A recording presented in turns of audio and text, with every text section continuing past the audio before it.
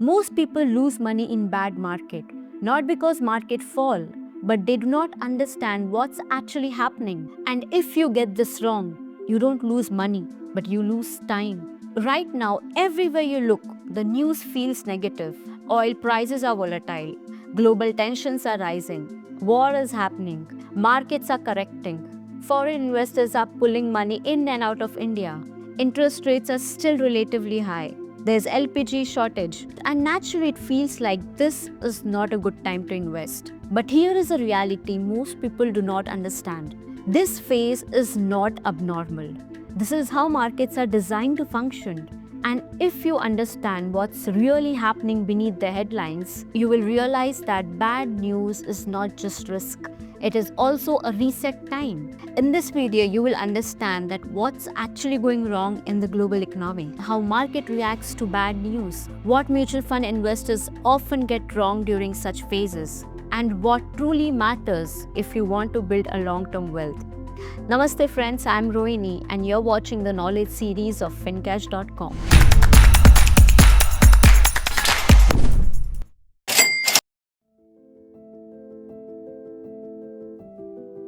Let us be very clear. The problem today is not just geopolitical or inflation. The real issue is this, that the market ran ahead of fundamentals over the last few years. After 2020, interest rates were near historic lows. Liquidity was very high globally. Money flowed aggressively into equities. As a result, valuation expanded. Asset prices rose faster than earnings. Now the environment has changed. Interest rates have increased globally. Liquidity has reduced. Growth expectations are being re-evaluated. So what we are seeing today is a correction in expectation, not a collapse of system. Now here is where it gets important. The market is not reacting to the present. It is reacting to the future. When bad news appears, risk gets priced in. Expectation gets adjusted. Prices correct. This is called price discovery, and it is a core function of market. For example, during the 2020 COVID crash, market fell sharply, but the recovery started before the economy fully recovered because market move according to the future and not present. Now here is something very few people talk about. Volatility is not a flaw, it is a feature. And why is that so? Because without correction, prices would remain overvalued. Future returns would reduce. New investors would get poor entry points. Bad news does three important things. It removes excess optimism. It brings valuation closer to reality. And it creates better entry levels over time. This is why long-term wealth is often built during uncertain phases, not comfortable ones.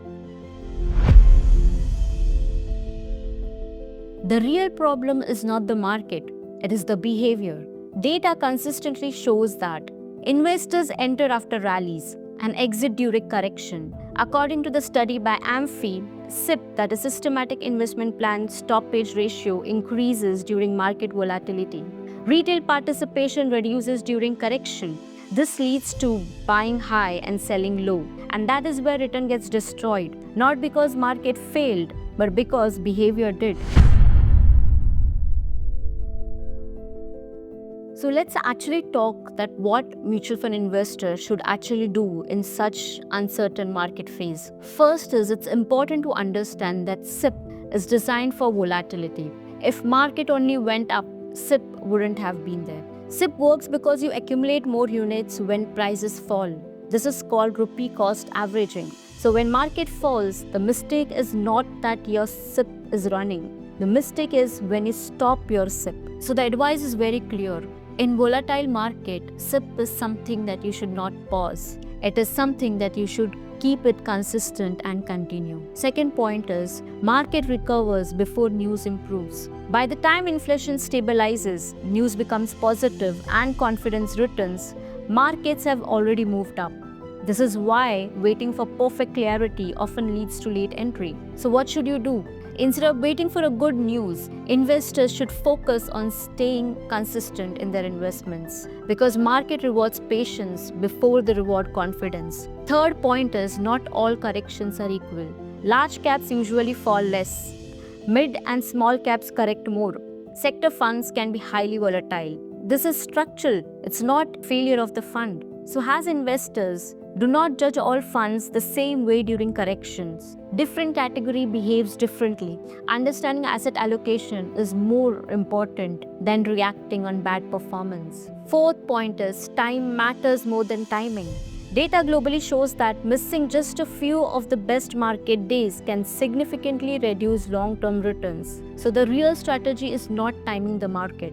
Good investors do not try to avoid volatility. They try to survive volatility because survival leads to compounding, and that is how your wealth is created. So let's keep it practical. In the phases where you see global uncertainty, continue your SIP. Avoid reacting to daily NAV movements. Focus on long-term goals, not short-term noise. Understand what are you invested in. And most importantly, do not confuse volatility with risk. Volatility is temporary movement. Risk is permanent loss of capital. Both are not the same thing. Now here is something very few people will tell you. Bad news reduces competition.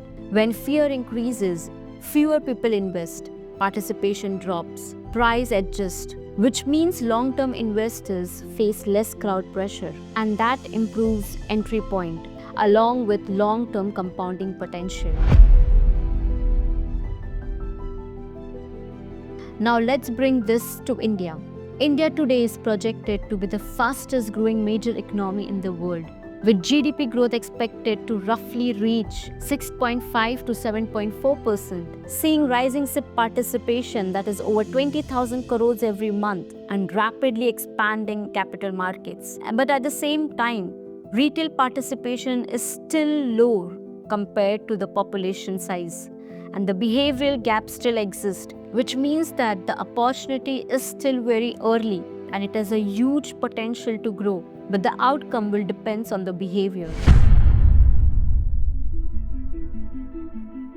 Most people see bad news and think that risk is increasing, but the real question is opportunity improving? Because markets do not reward perfect time, comfort, or reacting to the headlines. They reward consistency during uncertainty and understanding over emotions. So the next time you see a bad news, do not ask that is this risky, but also ask that what is this changing in the market? Because in investing, bad news is something you cannot avoid.